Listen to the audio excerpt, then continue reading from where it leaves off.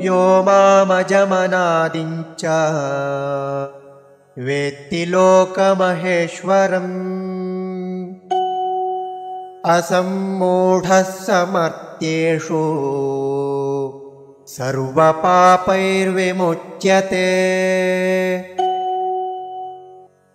यः माम् अजम् अनादिं च वेत्ति लोकमहेश्वरम् असम्मूढः सः मत्येषु सर्वपापैः प्रमुच्यते।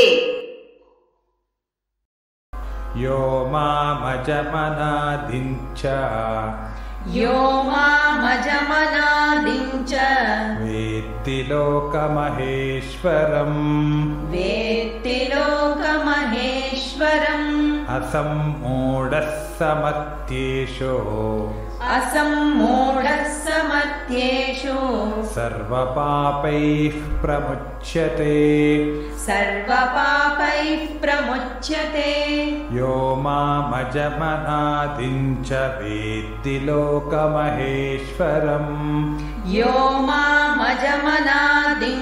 वेत्ति लोकमहेश्वरम् असम्मूढः समत्येषु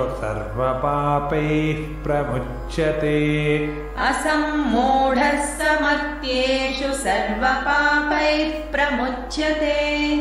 यो मामजमनादिं च वेत्ति लोकमहेश्वरम् असम्मूढः समत्येषु सर्वपापैः प्रमुच्यते। यो मामजमनादिं च वेत्ति लोकमहेश्वरम् असम्मूढः समत्येषु सर्वपापैः प्रमुच्यते।